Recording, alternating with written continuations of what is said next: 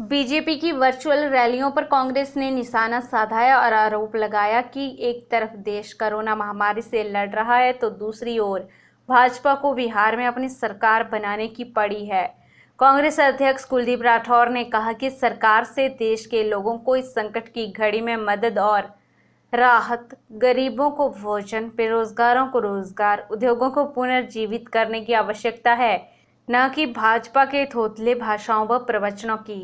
राठौर ने कहा कि यह बहुत ही दुर्भाग्यपूर्ण है कि इस संकट की घड़ी में भी भाजपा अपनी ओछी राजनीति से बाज नहीं आ रही है। उन्होंने गृह मंत्री अमित शाह पर तंज कसते हुए कहा कि वह लॉकडाउन के दौरान पूरी तरह गायब रहे और अब एकाएक प्रकट होकर बिहार में वर्चुअल रैलियां करने में जुट गए हैं। संकट के दौरान केंद्र सरकार ने जरूरतमंदों की मदद तो की नहीं, लेकिन रैली के लिए हजारों एलईडी लगाई गईं। इससे अच्छा होता मजदूरों को सरकार घरों तक पहुंचा देती।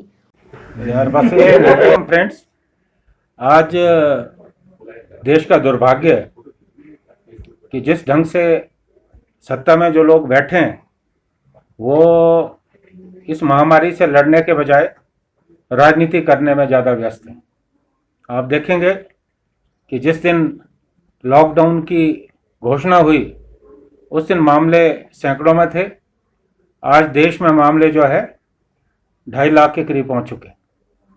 लगातार हमारा देश जो है विश्व के जो मोस्ट इन्फेक्टेड देश हैं, लगातार पायदान चढ़ता जा रहा है।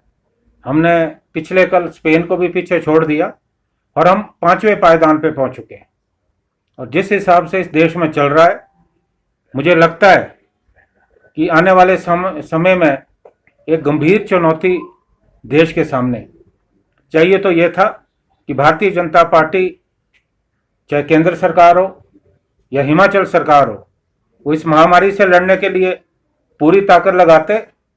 लेकिन आज आप देख रहे होंगे कि आज भारतीय जनता पार्टी राजनीति कर रही है।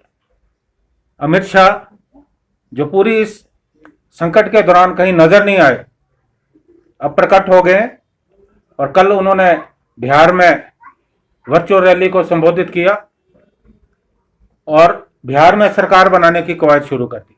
उन्होंने कहा कि देश में जिस तरह से कोविड-19 के मामले बढ़ रहे हैं वह चिंता का विषय है। उन्होंने कहा कि एक समय कोविड-19 के मामले केवल सैकड़ों में ही थे, जो आज बढ़कर लाखों में पहुंच गए हैं। इस महामारी में देश विश्व के 5वें पायदान में पहुंच गया है।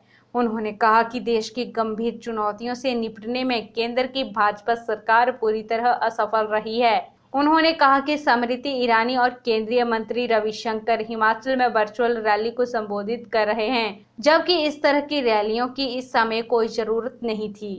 PLTV के लिए शिमला से पुष्पेंद्र की रिपोर्ट।